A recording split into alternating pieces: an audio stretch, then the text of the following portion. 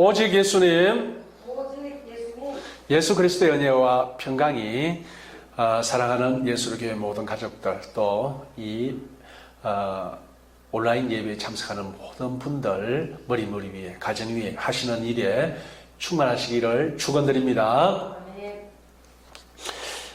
옳지 않은 청지기 비유, 이 비유의 말씀을 여러분들 많이 들어보셨을 겁니다. 이 비유의 말씀을 많이 들어봤는데요. 어떤 분들이 해석하는 거 보면은 조금씩 다릅니다. 어떻게 해석해야 될까 하면서 조금 어려움을 아니면은 조금 이렇게 다르게 해석하는 분들도 있는데 오늘 이 설교를 들으시고 이 부분에 대해서 이제 확실히 깨달아 아시기를 바랍니다. 아멘. 지금 이 말씀은 비유입니다. 비유는 뭡니까?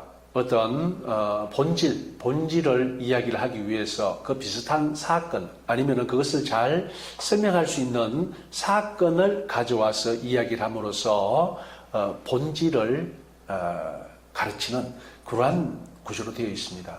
그러면은 중요한 건 여기서 결론이 뭐냐라고 찾아보는 겁니다. 바로 그 결론을 이끌어내기 위해서 이 비유를 가져와서 이야기하는 거거든요. 그래서 가장 중요한 건 결론이 무엇인가라는 것입니다. 그래서 그 결론을 먼저 보면은 결론에 맞게 그다음 그 비유를 해석하면은 가장 잘 해석하는 것이라고 할 수 있습니다. 예를 들어서 여러분들 그런 내 마음은 호수요라는 시를 아실 겁니다. 그게 이제 노래로도 만들어졌죠. 자, 그럼 여기에서 내 마음은 호수요 그대 노조 합니다.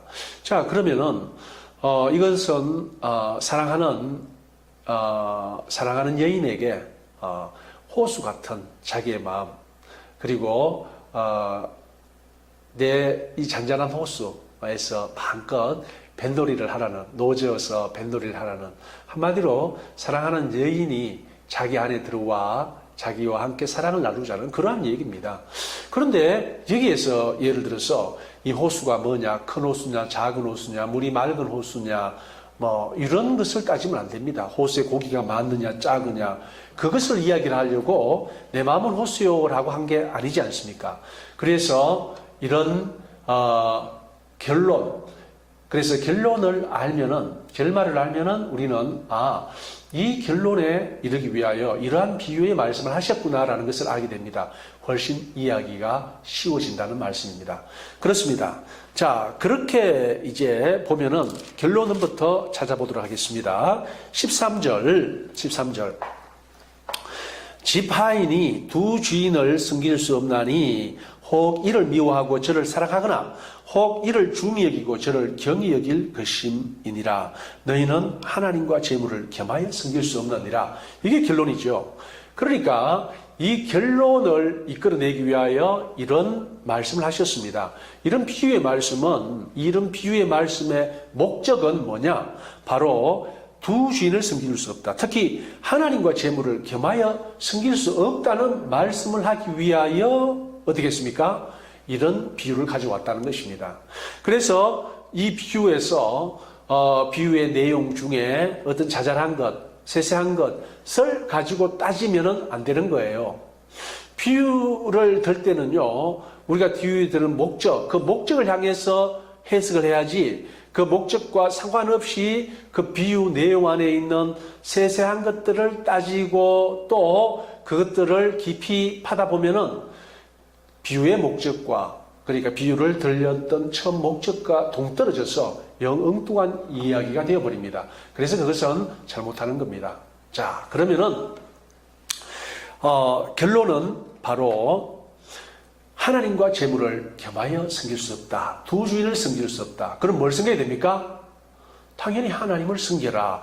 이 말씀을 하기 위하여 이 비유를 한 것입니다. 자, 결론은 그렇습니다.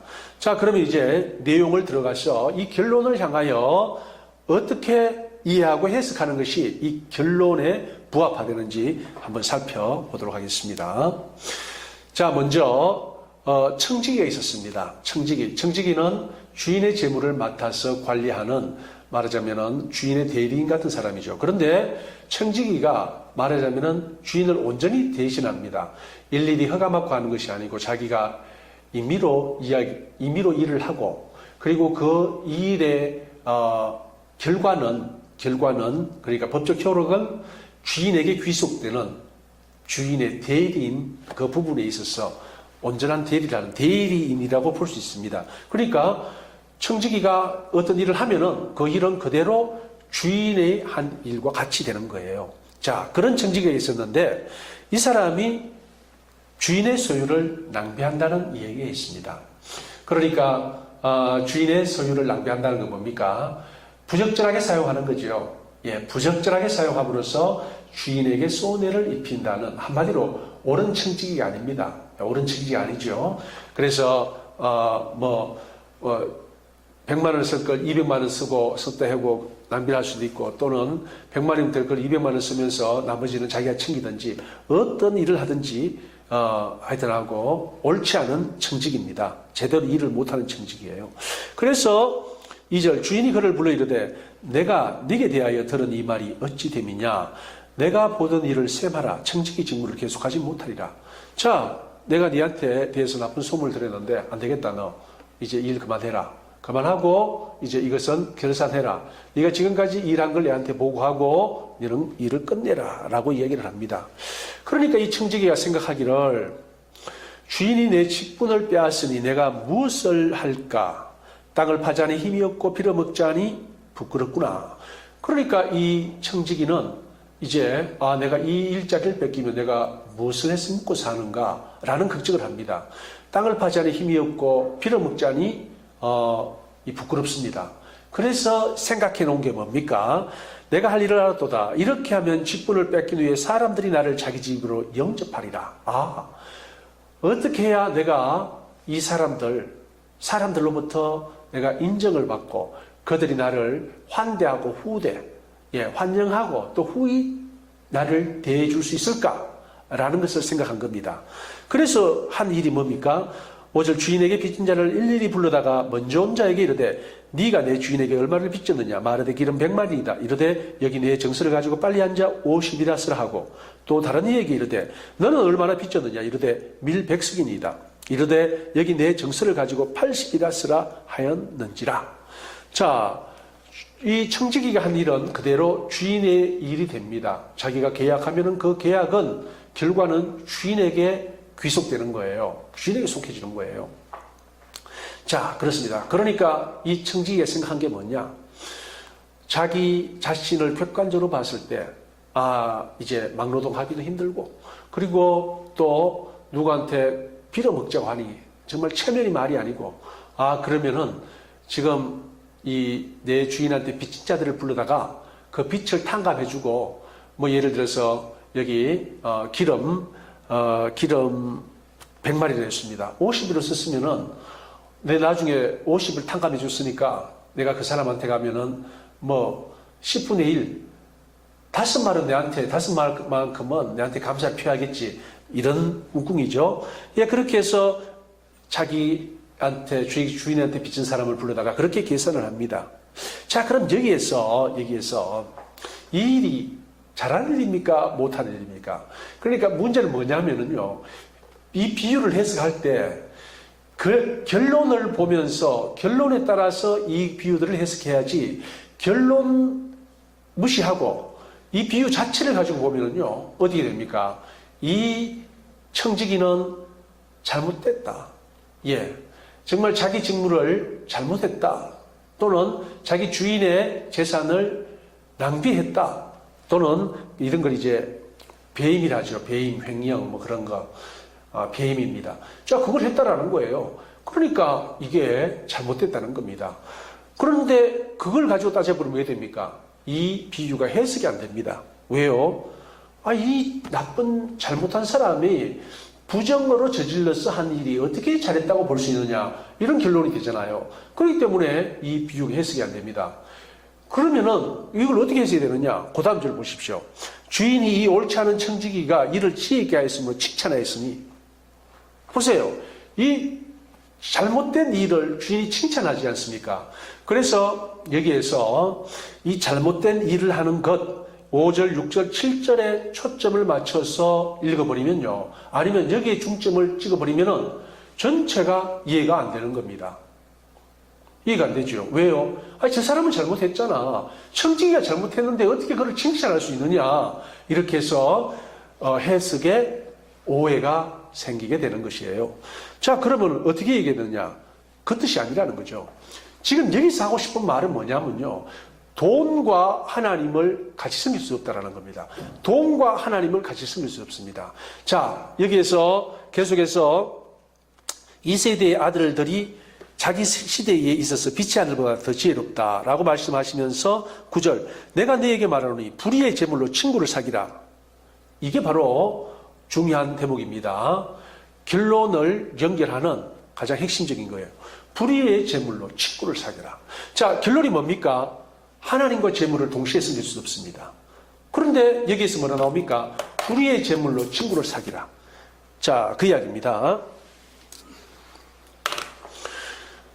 자, 그러면은 불의의 제물이 뭡니까? 이 청지기가 지금 한 일이 뭡니까? 불의한 일이죠.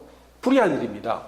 그러니까 자기가 주인의 재산을 가지고 임의로 막 부당하게 사용하는 거지 않습니까?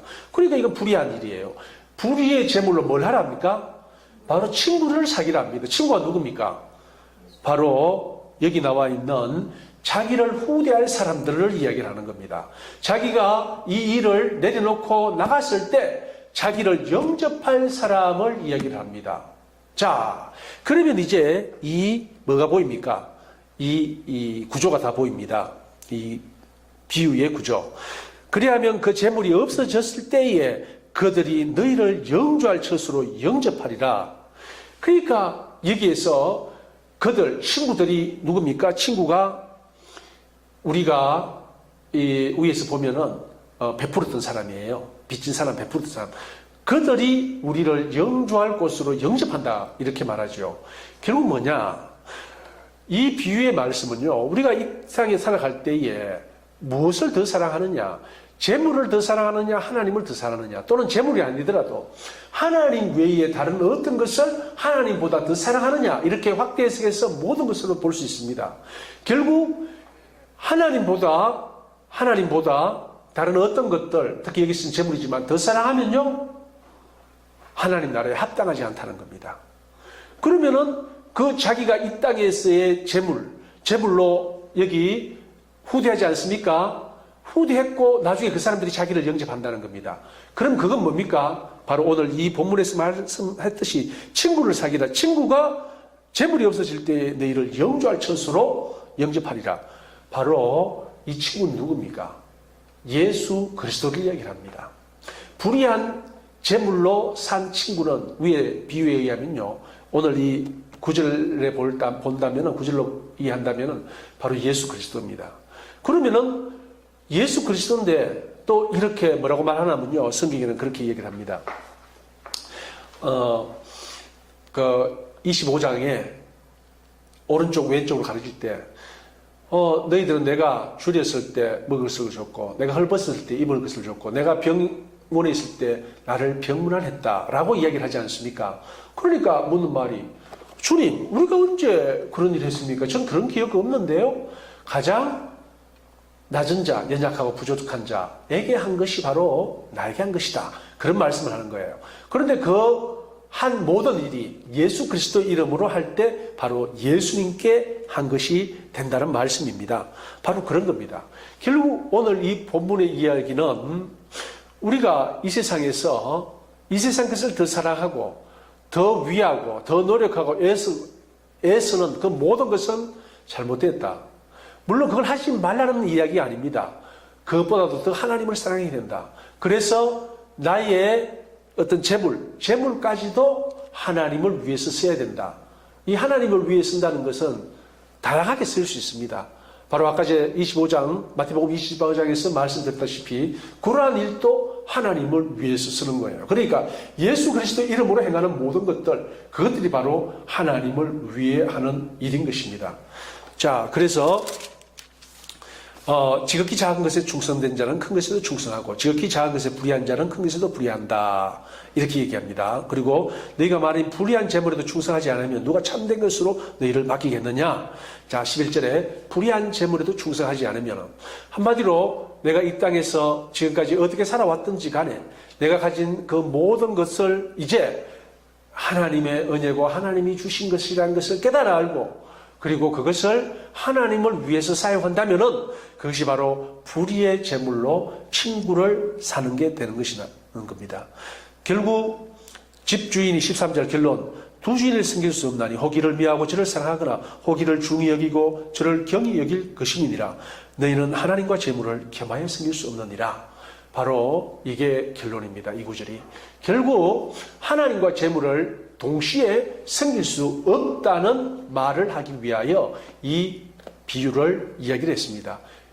그러니까 그 당시 사람들이요, 예수를 믿는다고 또는 하나님을 믿는다고 하면서 실제로 보면은 세상을 더 사랑하는 겁니다. 세상을 더 위하는 거예요. 그래서 하나님을 위한 일보다 오히려 세상을 위한 일에 더 모든 것을, 자기의 모든 것을, 특히 재물을 투자하고 있는 거예요. 그때에 예수님께서 그들에게 이렇게 말씀하십니다. 이렇게 말씀하심으로써 너희들이 지금 잘못 살고 있다. 너희들이 불의의 재물을 모을 줄만 알았지, 불의의 재물을 정말 이 재물이 없어질 때에 너희들이 죽고 끝날 때 죽음 누구에게나 오는 거잖아요. 정말 너희를 영원한 처수로 영접할 그 친구를 사귀라 라는 이야기입니다. 한마디로 예수 그리스도를 위하여 살라라는 것이에요. 그렇습니다. 오늘 이 본문의 말씀은 성경 전체의 말씀과 다 비슷비슷한 말씀입니다. 내 뜻, 내 생각, 내 욕심, 나의 계획을 내려놓고 정말 예수 그리스도 안에서 하나님이 원하시는 것, 하나님이 기뻐하시고 온전하시고 하나님이 선하게 보는 것은 무엇인가? 그리고 이제 그것이 무엇인지 알았느냐? 그러면 그대로 행하라 라는 말씀입니다. 특히 재물을 이 땅을 위해서 쌓아놓지 말고 하나님을 위하여 사용하라 라는 말씀을 오늘 이 비유를 통해서 하시는 것입니다. 사랑하는 성도님들, 이제 이 비유가 이해됐습니까? 예, 어렵지 않죠? 어렵지 않습니다. 결론을 보고 결론을 바탕으로 중심으로 해서 그 앞에 있는 비유를 다시 바라보면요, 괜찮아요. 그런데 결론을 놔두고 불의한 청지기에만 초점을 맞추고 불의한 재물에만 초점을 맞추면은 이게 이상하게 해석이 될 수도 있다는 것입니다. 그렇습니다. 결국 불의한 재물은 뭐냐 하면요, 하나님보다 더 사랑하는 모든 것입니다. 하나님보다 사랑하는 이 세상의 모든 것, 그것이요, 내 명예가 될 수도 있고, 하나님보다 내 학력이 더 중요하다, 또 하나님보다 내 자식이 더 중요하다, 하나님보다 내 직장이 더 중요하다, 하나님보다 내 돈이 더 중요하다. 이 모든 것이 바로 불의한 재물이라는 것입니다. 그러면은 말 그대로 그건 불의한 거예요. 하나님보다 더 사랑하니까 우리 예수 그리스도 안에서는 다 불의한 겁니다. 그럼 어떻게 해야 됩니까? 하나님을 더 사랑하라. 하나님을 더 사랑하라. 그 이야기입니다. 그 사람, 하나님을 세상 어떤 것보다도 더 사랑하는 사람에게 하나님은 영원한 처수로 영접하시는 친구가 되어주신다라는 말씀입니다. 사랑하는 성도님들, 이 말씀의 본래의 뜻을 바로 깨달아 알고 이제는 정말 예수 그리스도보다 더 사랑하는 그 어떤 것이 있더라도 다 내려놓으시기 바랍니다. 정말 이제 주님이 오실 때가 멀지 않은 것 같아요. 정말 주님이 오실 때가 다 되었습니다. 이때 우리가 해야 될 일은 깨어있는 것입니다. 성령 충만하여 내 욕심, 내 생각, 내 뜻, 내 계획 다 내려놓고 정말 기도하면서 성령님의 인도함에 따라 기도하면서 말씀 위에서 하나님께서 이때에 나를 향하여 원하시는 것, 내가 정말 하기 원하시는 것은 무엇인가를 바로 깨달아 알고 그 뜻대로 행하는 것이 하나님이 원하시는 것입니다. 말씀대로 이 세상 어떤 것보다도 하나님을 더 사랑함으로 말미암아 주님 다시 오실 때 아멘 주 예수여 오시옵소서 반갑게 맞이할 뿐만 아니라 그분이 영원한 처수로 기쁘게 맞이하는 하나님의 자녀 예수의 교회 모든 성도님들 되시기를 예수님의 이름으로 축원드립니다. 아멘. 할렐루야. 아버지 하나님 감사합니다. 전능하신 아버지 하나님을 찬양합니다. 사랑과 제가 풍성하신 아버지 하나님 감사합니다. 연약하고 부족한 저희들인데도 불구하고 미련하고 둔한 저희들인데도 불구하고 주님께서 사랑하셔서 진리와 생명 되신 예수 그리스도를 알게 하시고 믿게 하시고 그리스도 안에 거하게 하시고 내 뜻, 내 생각, 나의 욕심 다 내려놓고 그 세상 무엇보다도 우리 주 예수 그리스도를 더욱 사랑하고 주의 뜻 행하는 것을 내 양식으로 삼는 주의 백성 삼아주시니 감사하고 감사합니다. 주님 다시 오시는 날까지 믿음 잃지 않고 성령 충만하여 주의 영광을 드러내고 주의 뜻을 이루어드리는 저희 모두가 되게 하여 주시옵소서. 감사드리옵고 예수 그리스도의 이름 받들어 기도드리옵나이다. 아멘.